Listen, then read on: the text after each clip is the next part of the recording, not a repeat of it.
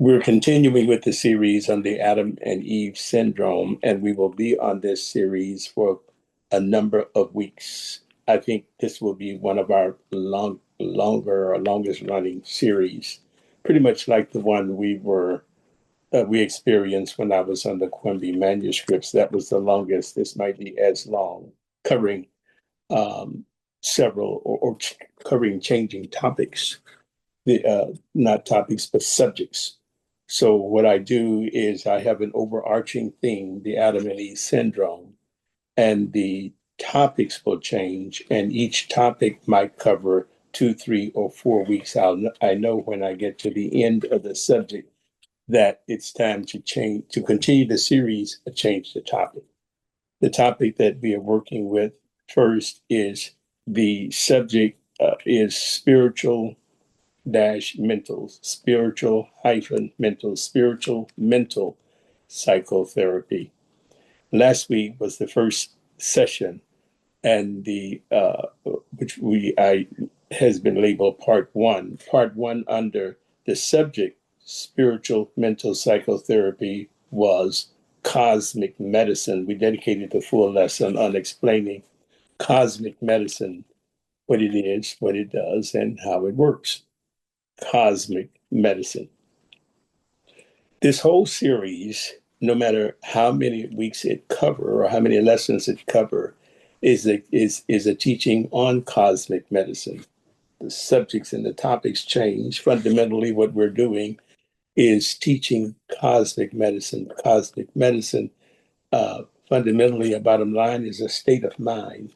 We are training our mind to be in a state of consciousness of knowing that there is something innate within us. It's inherent. We were born with this thing that I'm identifying or recognizing as cosmic medicine. It is the spirit of God that is within man, that is functioning, a function of God that is working constantly, causing the mind, letting the mind heal itself. The mind is always actively healing itself if we let it.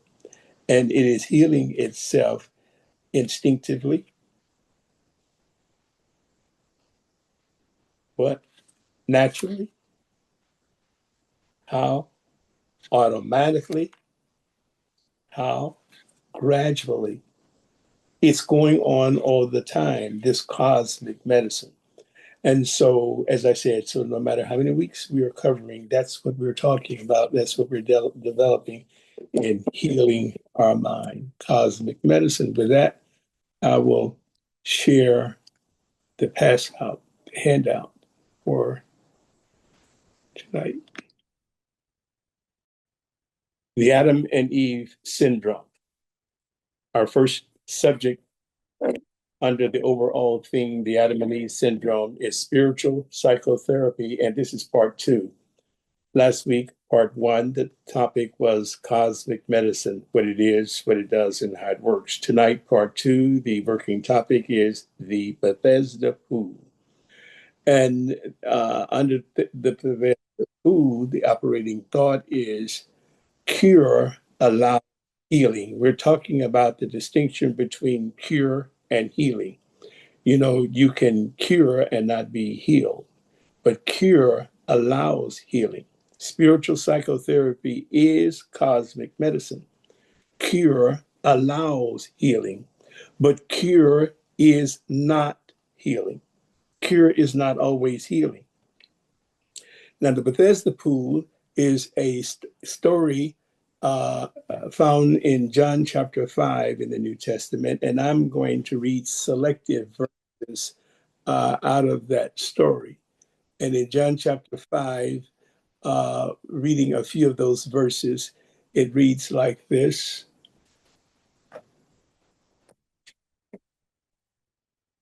After this, there was a feast of the Jews, and Jesus went up to Jerusalem. Now there is at Jerusalem by the sheep market a pool, which is called in the Hebrew tongue Bethesda, having 5 porches. In these lay a great multitude of impotent folk, of blind, halt, withered, waiting for the pool, waiting for the moving of the water. And a certain man was there, which had an infirmity 38 years. When Jesus saw him lie, and knew that he had been now a long time in that case, he said unto the man, Wilt thou be made whole? The impotent man answered him, Sir, I have no man, when the water is troubled, to put me into the pool. But while I am coming, another steps down before me. Jesus answered, Rise, take up your bed, and walk. And immediately the man was made whole and took up his bed and walked. And on the same day was the Sabbath. Now, what we're going to do here is use this as a fundamental, it's fundamental to our talk here. And we're going to see ourselves as that certain man. The man was given a name to allow you to put your name there because the story is about you. And the story here we're using as a metaphor. And the Bethesda pool is a state of consciousness. Healing School represents the Bethesda pool consciousness or state of mind. But the name of our program or project here is Healing School. Healing School represents the Bethesda pool consciousness or state of mind. The Bethesda pool consciousness or state of mind draws unto itself its own attracts its own people who are in a need at that particular time at this level of consciousness. And so if you find yourself at the Bethesda pool, it is because you're at a place and a time that you are ripe for healing or cure and healing, or one or the other or both. So when you know the truth, but you also know the reasons you cannot accept the truth, then you're at Bethesda pool consciousness. You know the truth, but you also know the reasons you cannot accept the truth. You already know why you are not healed or cannot be healed. And that is sorted out at the Bethesda pool. When you know the truth, but you also know the reasons you cannot accept the truth. And so you lie in between a state of impotence, waiting for a cure or a healing when both are available. But there you are, lying, waiting for the cure, waiting for the healing. The certain man had been waiting by the pool for 38 years. The 38 years, the number is symbolic, meaning that you've been waiting for your cure, waiting for your healing too long. When you should have experienced the cure or the healing long before now. The some of the points to look for in this lesson, one mainly is that oftentimes the healing has already occurred and you're just not aware that it has occurred, and you can still be experiencing symptoms of the before disease, sickness, or whatever, when the healing has already occurred. The pool represents spiritual, mental psychotherapy, which is the cosmic medicine that will either cure or heal as a result of your decision to accept or not accept either. The man at the lying by the pool could not accept his cure. He could not accept his healing. One of our main issues is accepting the healing by accepting the truth. And that is the hindrance or what hampers us from accepting the healing. And that is because we can't accept the truth. Cure and healing are not the same. Now, spiritual-mental psychotherapy is really one process, but they are two parts as one. They are two parts as one, spiritual mental psychotherapy. Mental psychotherapy leads to, now we're separating, making the distinction between mental psychotherapy now and spiritual psychotherapy, although they are one. But as metaphysicians, but as mental scientists, but as spiritual therapists, our focus is on spiritual psychotherapy and not mental psychotherapy. Psychologists, mental therapists, marriage and family counselors in various disciplines focus on mental psychotherapy. We do not. In mental psychotherapy, you are usually you benefit by counseling and advice and instructions and helping to make decisions. We don't as spiritual therapies. Our focus is entirely on spiritual psychotherapy. But in helping to make the distinction, let's just spend 30 seconds here on mental psychotherapy. Mental psychotherapy leads to understanding a part of the whole of truth that produces mental cures of sickness and disease and pain, or the effects of the sickness, disease, and pain, and other disturbances of the mind, but not always the true cause of the effects or affects. And that distinguishes spiritual psychotherapy from mental psychotherapy. Not always the true cause of the effects or affects. The Bethesda pool is metaphorically speaking, symbolically speaking, the Bethesda pool is a gathering place where the multitude of your beliefs collect to produce characterizations of false impressions, deceptions, illusions, and distractions to healing. And they preoccupy your mind with the quest for cures or relief from the effects and affects of the true cause of these symptoms. Now, the aim of Jesus is to teach that the pool itself has no power to heal. The people were gathered waiting for the stirring of the water to get into the pool.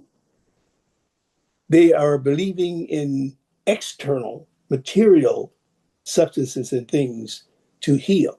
The pool itself has no power to heal, but that it was the individual's own belief that empowered or stirred the water to cause the healing of their condition. Yes, they were healed when they got into the pool, but Jesus came to teach them that it was not the pool that was causing the healing, but the healing was caused by their belief, and their belief empowered the water, the pool, to heal.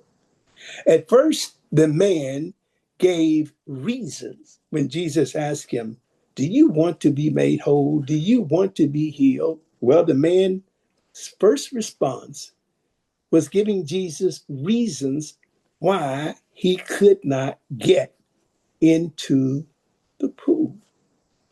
Now, This being a metaphor, this being a parable that contains lessons for you, and this story is about you, and you are the certain man at the pool.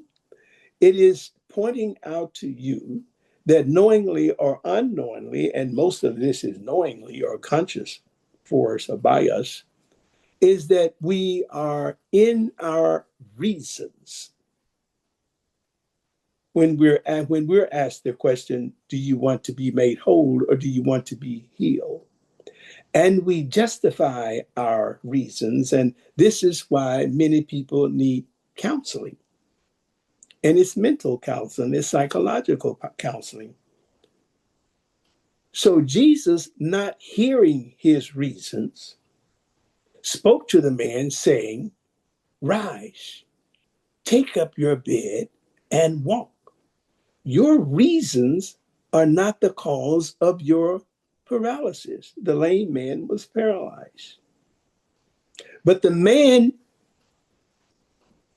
believed that he knew and understood what the cause of his impotence was. So he gave Jesus the reasons, and Jesus overlooked or did not hear his reasons.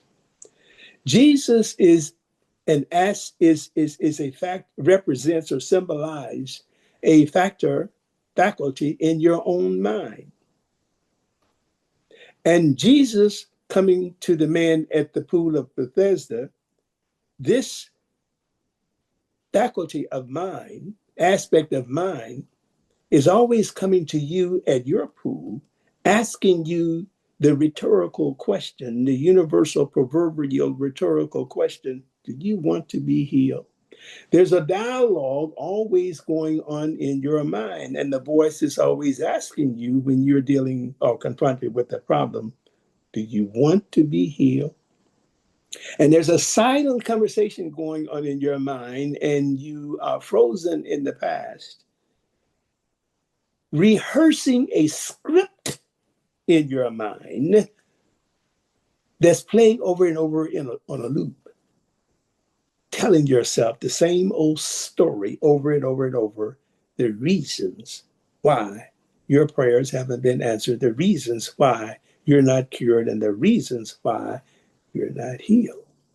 The man in this instant stopped thinking for a moment, momentarily, about past reasons and associations that before justified his beliefs. And when he made a decision to stop thinking about his past and the reasons that he was giving about his condition, something happened instantaneously. A force was released within him, his consciousness, that empowered him to rise and walk. The man realized he realized and recognized that something in him was doing the work through him. And that was the power of his own belief, not Jesus. You see, the fundamentalists, the traditionalists from the traditional churches and traditional religions focus on the power and the miracle working power of Jesus here at the pool of Bethesda. And Jesus healed this man, and just like Jesus healed the man, Jesus will heal you. But the focus of the story is not on Jesus. The focus of the story, Jesus wanted to be on the man. Jesus used a disclaimer all the time. These things you see me do, I do not of my own power. It is the power of God in me that doeth the works, and that same power is in you through your beliefs. The man realized that something in him was doing the work through him, which was the power of his own belief that was now freed from bondage by truth. This voice that spoke to him was a voice from within. This was not an external voice, Jesus walking on the outside. It was the voice of the Christ in him that spoke to him, telling him to rise, pick up your bed and walk. And the message here is that the man made a decision finally, to stop listening to the voice of the past, the voice of rationalization. A cure can remove symptoms or effects. Can remove symptoms or effects. A cure can remove symptoms or effects. The man was cured. The man was not healed. The man was cured. A cure can remove symptoms or effects, even though the underlying cause of the symptoms or effects remain as unhealed beliefs in consciousness. A cure can remove symptoms or effects, even though the underlying cause of the symptoms or effects remain as unhealed beliefs in consciousness.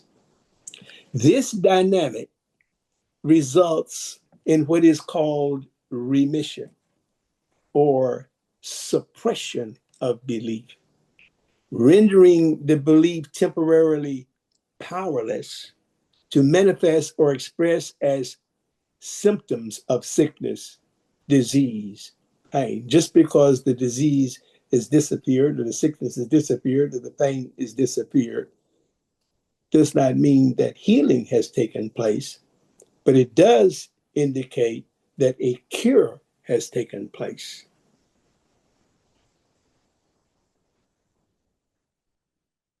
You see this by diseases and sickness and pain reappearing.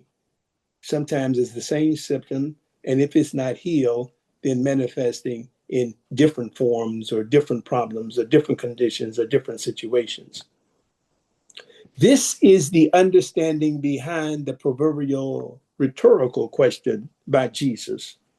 Wilt thou be made whole, not simply cured, but whole, healed?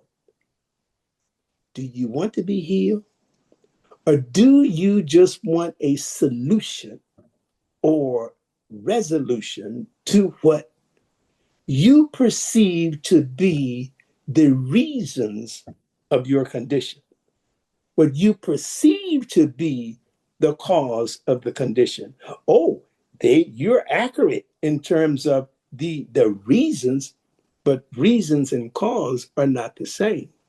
Cause is spiritual, reason is mental. Cure relates to the mental cause, spiritual to the spiritual cause. Do you want to be healed? Or do you just want a solution or resolution? Well, when you stop and meditate on this, that is where we are hung up in the past. You see, you work in the past on solutions and resolutions and fixing things.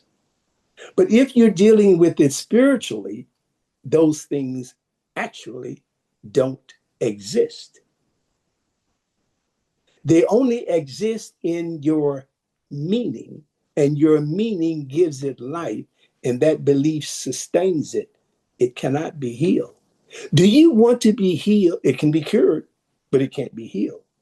Do you want to be healed, or do you want a solution or resolution? Do you want to fix it?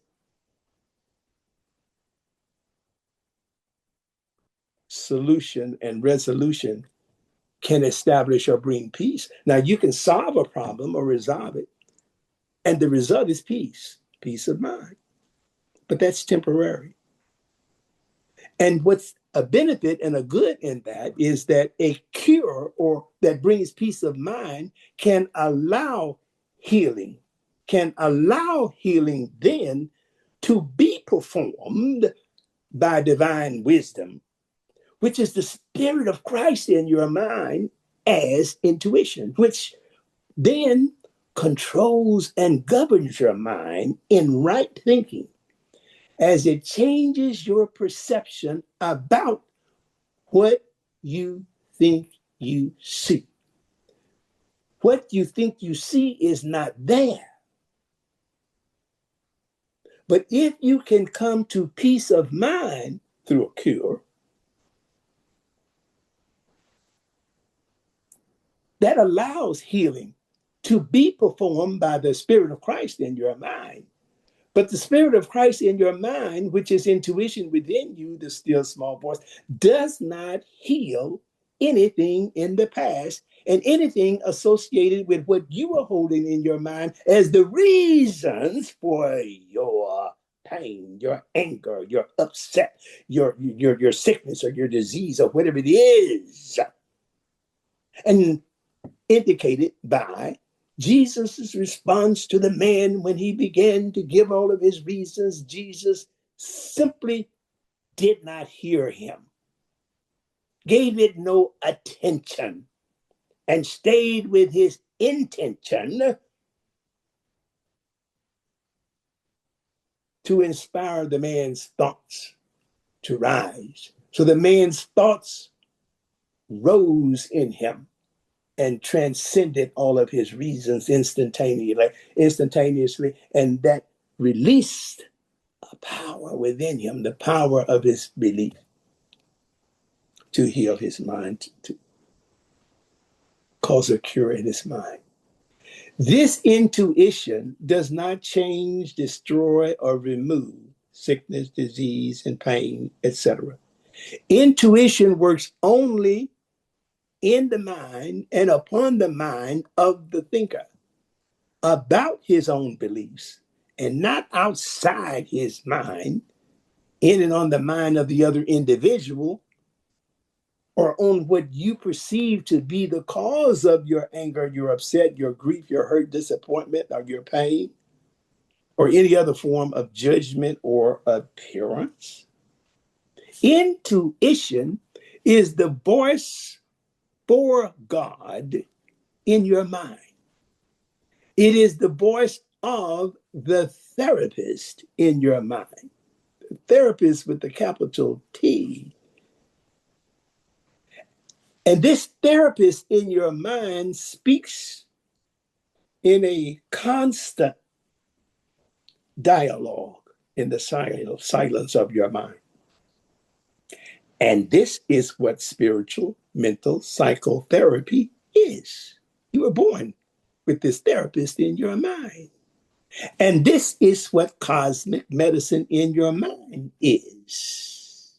And it is this that is performing healing in and of your perception. And it's doing it constantly. It is not something like a light switch, you're turning it off and on, and you don't have to do anything to make it work, and you don't have to activate it deliberately or consciously. It is working in your mind constantly, instinctively, on a time release basis. Medicine is released. The doctor is giving it to you for expecting it to work by time release. Take 1-3 times a day, and in between those times of 1 to 3 times a day, there's a time release factor going on. That's how this cosmic medicine works in your mind, PRN. It's working also more targeted as needed, constantly, instinctively, naturally, automatically, and gradually, whether you are thinking about it or not. You increase its effectiveness and power by increasing your awareness, your conscious awareness, being more consciously aware of its presence, recognizing it and acknowledging it and sensing it and feeling it and knowing that it is working in your mind. That's where the effectiveness and the power is, no doubt. Our lesson here is that to cure and to heal are not the same. Spiritual psychotherapy is a self-healing mechanism in man's consciousness. It is explained and illustrated in the allegory of Adam and Eve in the Garden of Eden. This concept will be developed and explained later in this series on the Adam and Eve syndrome. Now, the rest of this story, illustration, information here is long. It is the anatomy of a healing, my personal testimony under this topic, cure versus healing. You see, what I am doing is practicing this stuff to the best of my ability as much as I possibly can, trying to be always aware that there is this instinctive life that is performing its work through me. Now, what happens is that, like it or not, I won't say God tests me, but I just create. I'm finding that my mind and my life experience just create opportunities for me to put this stuff to test or practice. And I think it has to do with race consciousness, the fact that you think how your age and you think that things are just going to happen and supposed to happen, and they do. We concluded last year's Tuesday weekly sessions at the end of November, planning to resume in January of the new year. So we had our first lesson last week, our second lesson tonight as planned. At the end of November, I felt the symptoms of a cold. Now, in the past, in the bottom of my refrigerator, I have some medicines, and some of them have expired or whatever, and I hold on to them. In the past, I have taken 2 or 3 antibiotics from past prescriptions or pills as soon as I experience the sensations of a cold. And generally, the cold is arrested. It doesn't go into full bloom. This time, however, while the cold seemed to be stopped or arrested, it only lasted a day or so. But a troubling cough lingered for several weeks. I coughed continually, and I was awakened from sleep while my chest began to hurt increasingly from the non-stop, incessant coughing. I tried various home remedies with no benefit. The closing series for our classes before the end of November was on the healing power of autosuggestion. I was loyal to the practice of using affirmations, especially every moment of every hour, I am getting better and better. Instead of saying every day in every way, I am getting better and better. This was so intense, I began to say every moment of each hour, I am getting better and better. I practiced the concept of the melting ice in the cup in meditation and other spiritual practices. Finally, I went to urgent care, held out as long as I could, and was given a prescription for the coughing. The pills that I received did not cure the condition. But the doctor also, along with the prescription, gave me suggestions for deep breathing exercises, along with explaining how this could affect the lungs to relieve the coughing. Let me interject here. What did I say? At the end of the year, we were focusing pointedly on the healing power of autosuggestion, but having covered it through many topics from different angles. So I recognized that the woman was giving me, the doctor, a suggestion. I listened to the voice of intuition within me, which took me back to our earlier teachings, remembering the practice and method of Emil Coue in his clinic, where throngs gathered to be healed. It was Coue's practice and method to give the patients a prescription along with affirmations and sometimes something to do, such as sipping water, etc. About the fifth week of coughing and hurting in my chest from coughing, I began to do deep and slow breathing practice along with sipping the water from the melted pieces of ice. All through the day, I tried to remember to practice the deep and slow breathing while I sipped the melted ice water as often as possible. I imagined my beliefs that sustained the condition of coughing and hurt in my chest, the beliefs melting away naturally, automatically, and gradually, as the constitution of my blood was changed by it, causing my lungs to expel any properties that were activating the coughing. And I believed that healing was occurring every moment of each hour. Before the end of the second day of this practice, the coughing ceased. I was cured of the coughing. It wasn't the medicine that healed. It was the healing power of autosuggestion and these practices of sipping the melted water and the breathing exercises that was affecting the lungs. The coughing ceased. Now, here's a problem. However, at the same time, I started awaking from my sleep with a severe headache. I would take 2 500 milligram tablets of Tylenol, which relieved the headache, which allowed me to return to sleep. Upon awaking each morning, I had to immediately take 2 Tylenols to relieve the headache. And this continued every day for more than 4 weeks. Now, this is after the incessant coughing. So that's how I have spent my break from you. I called to schedule a visit with my primary physician at Kaiser, and the earliest available appointment was February 10th. Now, in December, they gave me an appointment for February 10th. That was a long time away. So I found myself back in urgent care again.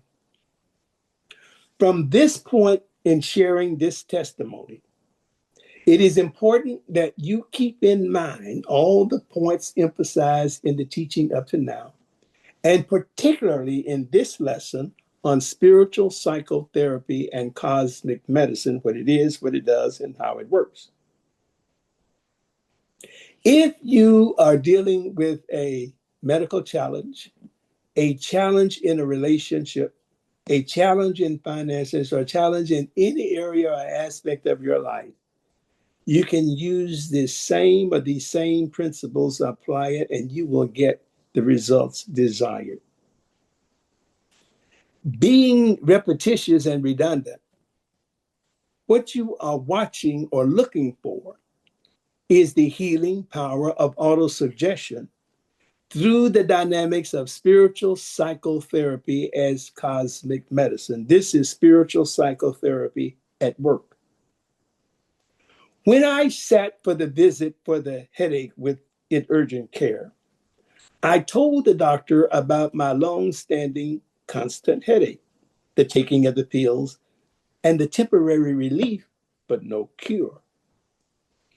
After realizing that my blood sugar and blood pressure levels were normal throughout the time, the doctor went on to suggest that the cause, this is a suggest. We're talking about the power of autosuggestion.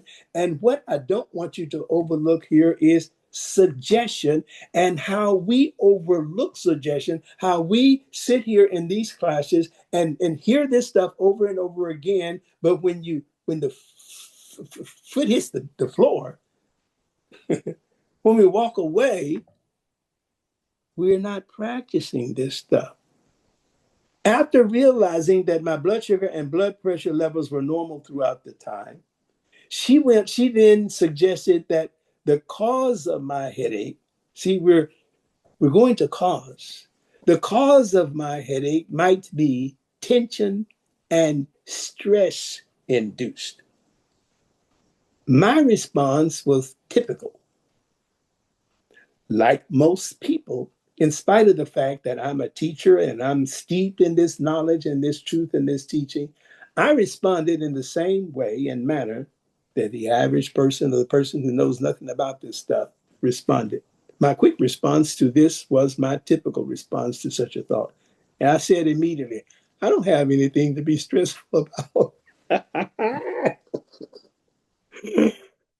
And I don't have any tension from any matter in my life. I don't have any tension. I don't have any stress. And she smiled and continued her work. She shook her head slightly and explained that if after taking the prescription and the prescription was for inflamed muscles around the head and neck, to return to urgent care if I chose to, or to wait for the February appointment.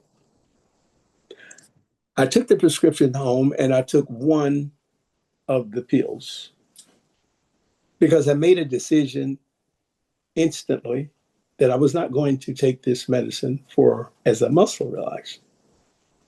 However, this is what I did do. I returned to our lessons. I remind myself of this idea. The dictionary defines a syndrome as a number of signs or symptoms occurring together and characterizing a specific disease or condition. So again, returning to our lessons on spiritual mental psychotherapy, I realized and recognized that the doctor's voice was I didn't, just like a couple of other experiences that I shared with you, and I'm suggesting this for you. Step out and be peculiar. Step into your peculiarity and act it out. Don't just read about it or be this stuff in class. Practice your spirituality and your spiritual consciousness, and don't see the doctor as the doctor, but but symbolically as the Spirit of God. Here, coming through the doctor, the Spirit of God, the voice of intuition. That's healing the idea of separation. Again, returning to our lessons on spiritual mental psychotherapy, I realized and recognized that the doctor's voice was the voice of the Spirit of God or intuition through the doctor as suggestion. And just as I had learned to do in practice in earlier demonstrations of healing, I remember to recognize this dialogue as an internal dialogue in my own mind, as a phenomena in the activity of spiritual psychotherapy. This was spiritual psychotherapy in action in real time. Spiritual mental psychotherapy is not an academic concept. It is a spiritual realization. It is a spiritual dynamic that is going on in your mind all the time. But don't see separation because it's being interactive through persons or individuals. This is still an internal dialogue that's going on now externally, experienced externally. Just as I had learned to do and practice in earlier demonstrations of healing, I remembered to recognize this dialogue as a phenomenon in the activity of spiritual psychotherapy. So I told myself to do something that I had not done.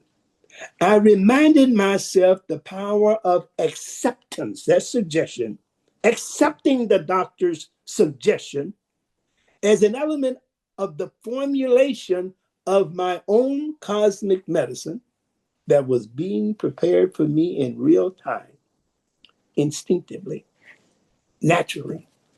automatically and gradually. I remembered the idea that I also remembered the idea that I needed to give my mind something to do to increase my faith, that change was occurring in my consciousness now. And the belief that was sustaining this headache was melting away. The belief that was sustaining this headache was melting away by the truth that was now dominating and controlling my thoughts. This is spiritual psychotherapy at work. This is cosmic medicine at work. Be not hearers of the word, but doers of the word, scripture says. Okay, the third Sunday was soon approaching at LA Third Church, where I sometimes participate in the sharing of testimonies on that Sunday. I could not participate in November as I had planned because of the constant coughing. Now, a couple of days ago, the third Sunday, let me read this differently. Now, it would be a few days and the third Sunday was approaching. So I continued visualizing myself sharing my testimony of healing of the cough and the headache. So on this past Sunday at the church, 2 days ago, I rose during that at that time and I said, today I celebrate the 5th day of being free of a headache lasting from about 5 weeks. I described the above details briefly about the process of the headache, and then I gave them the solution or the cause behind the cure or relief that I was now experiencing.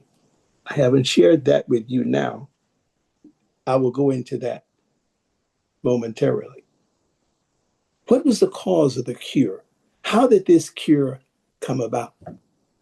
But what you're looking for is to catch how the power of autosuggestion is what caused the healing, not only of the cough, but also the headache.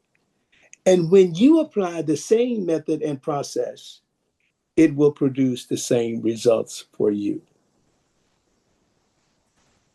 You can't handle the truth. John chapter 8, verse 32 says this, and you shall know the truth, and the truth shall make you free. In other words, through your acceptance of divine wisdom or spiritual understanding, which is the interpretation and explanation of the true cause behind your condition and not your rationalization, can you handle the truth? In most cases, you can't. When the woman told me and suggested that the cause of the headache likely rested in stress and tension, I couldn't handle that. I couldn't accept that. How many times have you been given inspiration from within, but you dismiss it and misdirect? First Corinthians clarifies this way. But the natural, 1 Corinthians 2, verse 14 says, but the natural, which means the unbelieving man, does not accept the things, the teachings and revelations of the Spirit of God, for they are foolishness to him, absurd and illogical. How many times do you sit? Maybe a friend has counseled you, maybe a spiritualist or a pastor or a minister or a psychologist or an analyst or a doctor has given you information, guidance, which is the truth. And to you, it's illogical, absurd. And you're incapable of understanding them. In the verse here says, spiritual things are spiritually discerned and appreciated. So Spirit spoke clearly to my mind and reminded me that I clearly chose to not accept the truth when the doctor said to me that having ruled out the problem of blood sugar and blood pressure concerns, that the cause of the headache is likely tension and stress. I recognized that I was then being the certain man at the Bethesda pool. The story is about me. The doctor was asking me the proverbial rhetorical question, do you want to be healed? When I decided to accept, the key word is acceptance here. You see, you have to accept the suggestion as truth and trust that the rest will be performed by the instinctive life, the Spirit of God in you, and step back and let it perform the work. When I decided to accept the suggestion of the doctor that it was likely tension and stress that produced the headache, the next morning I awoke with a stream of thought. That's intuition beginning to work. That's the power of auto-suggestion at work. The next morning I awoke with a stream of thought that reminded me of the effect of the negative effect of applying effort and will in prayer. I realized that that's what I was doing. I was applying effort. And read what Ernest Holmes says in his chapter about effort and will in prayer. And I immediately associate that thought with tension and stress. There it was. The truth came to me because I was willing. Do you want to be healed? I was willing to hear the truth without staying in my reasons. That was the woman had spoken the truth, but I didn't accept it. And when I decided to accept it, not clearly understanding what she was saying, I didn't understand what she was saying when I fell asleep. But because I accepted it, then the Holy Spirit ministered to my mind and woke me up with an association of where the tension and stress was. You can't handle the truth. I began to look at the whole picture of my life over the past 2 months, which have been filled with tension and stress. I just wasn't acknowledging it. As a teacher of this class, I have been concerned about those who have reached out for my help as they deal with impossible situations, and I'm working with others outside of this class. In addition to this, I experienced the transition of 2 cousins who passed away just hours apart, and one of them being a close relationship like a brother. We were raised together. We have the same birth year, born 6 months apart, grew up as little playing children together, have remained close together and don't live so far apart, always involved in interacting with each other. That was close. And then another cousin, hours apart. Finally, I recognized and accepted the truth that I had so quickly dismissed. What are you dismissing in terms of the truth that you know is true, but you have reasons that won't allow you to accept what you know is true? You shall know the truth, and the truth will make you free.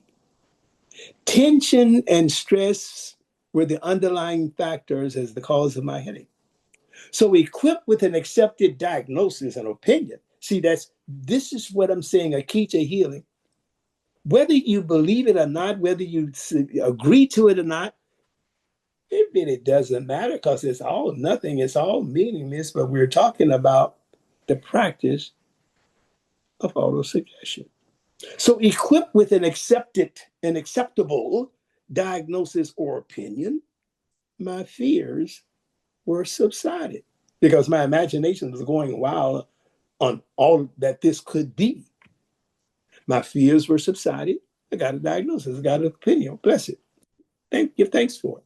So I decided to go to work with the healing power of autosuggestion using this diagnosis. And so I went forth to develop my own cosmic medicine to heal the situation. Cosmic medicine. Following the Spirit of God's guidance through intuition, spiritual psychotherapy began to work. God's word kicked into action. God was performing the work, and I was listening. I was on automatic. I was being controlled by remote control, earth to heaven, heaven to earth.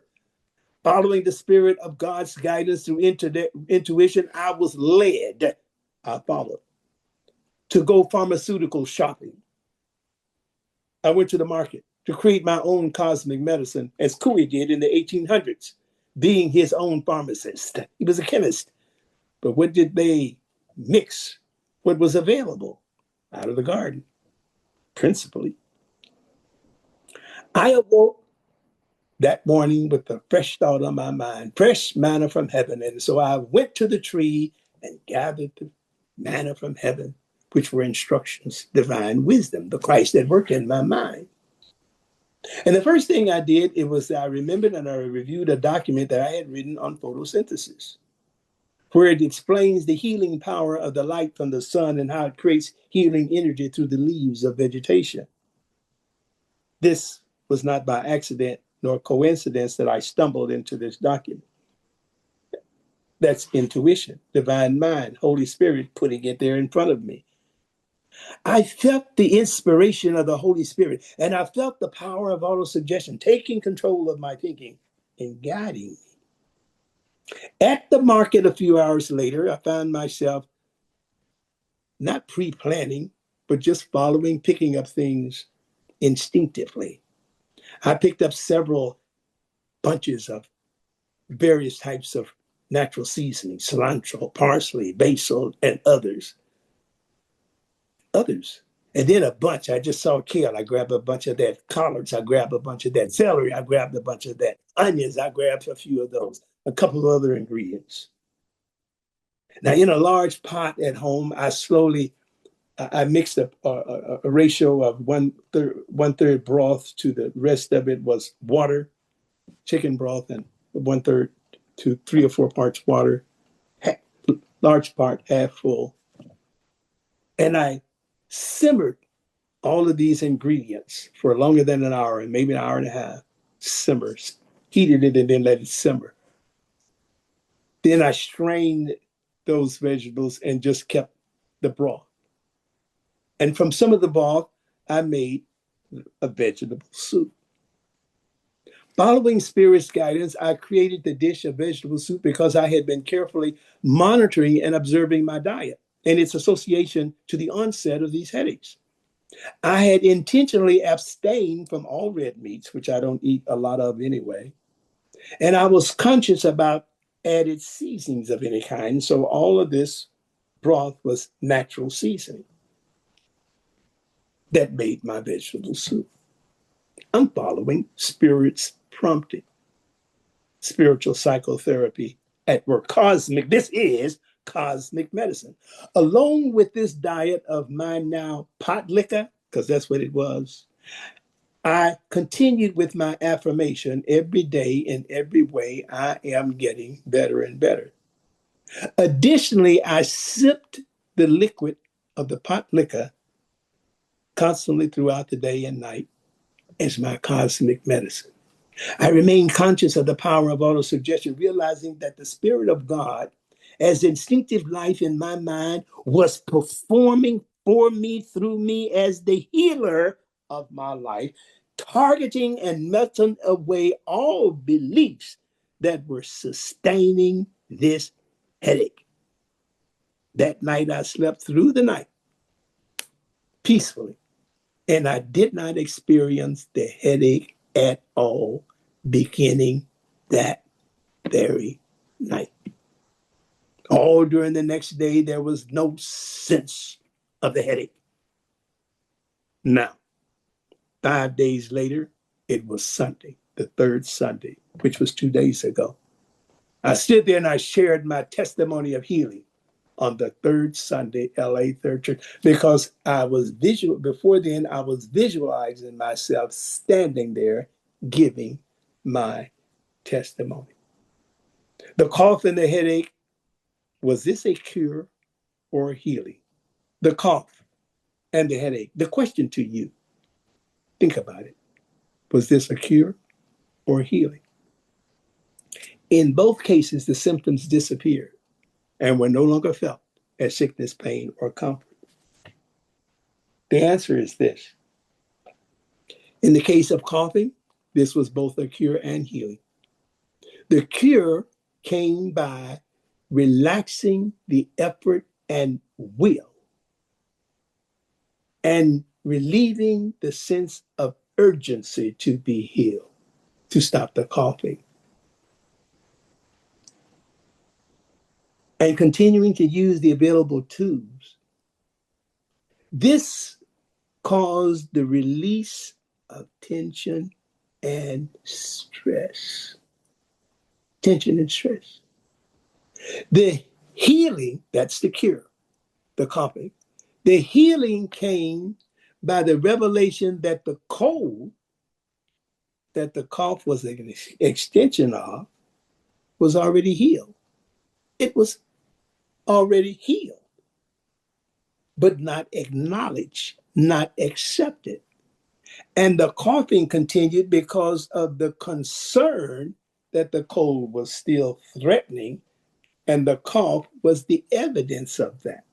This was revelation, divine revelation. Ye shall know the truth. The truth will be revealed to you, and the truth shall make you free. So it is truth that heals, and the truth shall make you free. If you accept the truth and don't go quickly to your reasons and go to the past and justify your reasons with a need to be solved, resolved, taken care of, fixed. That's the past. The past cannot be healed. But you can receive a cure from its symptoms, but that's temporary until the healing is realized. And until then, that was causing the symptoms from which you needed a cure is in suppression, remission, still alive in your subconscious. And will manifest again when all things line up. And generally, when there is an individual who matches your profile, who comes to you and through relationship or through for the purpose of expunging that, drawing that out of you through an experience or a healing. And that comes in the category of that Course in Miracles, I don't know what anything is for. All things are lessons God would have me learn. The headache was cured or relieved by the power of autosuggestion coupled with the change of diet, with special attention to the observation of food and seasoning and the close association to the onset of the headaches. Paying attention, observing, eyes wide open. This is not a healing. Now we're talking about the headache. We're shifting from to show how the cough was a cure and healing, but not so with the headache. The headache was cured, but not healed. Though it's gone, it disappeared. I'm not feeling any symptoms of it, but it has been cured, but not healed. The headache was cured or relieved by the power of autosuggestion coupled with the change of diet, with special attention to the observation of food and seasonings and the close association to the onset of the headaches. This is not a healing because there is definite proof that eating the wrong foods and seasonings can still activate the headache again, but it hasn't happened yet. But I just know that that can happen again. So I'm wise. But it has also proved that not eating the wrong foods can keep the headache away. can keep the headache away. And that's what I'm demonstrating now. It's kept away because I'm sensitive and being careful. I don't eat red meats particularly anyway, but now I'm not touching it. Healing still lies for me in the work. Now, how can I demonstrate healing here? Here's where it is. Cure is there. Cure allows for healing. Cure and healing are not the same, but cure can allow for healing. Why? Because I'm out of fear, out of concern, not still trying to get relief from pain and all of this mess. So cure has its role. Respect it. Healing still lies for me in the work of increasing my belief that all foods are of God and is only good. And there is no power in any food to cause one to become sick in any fashion or form, except by the belief of the individual that it can.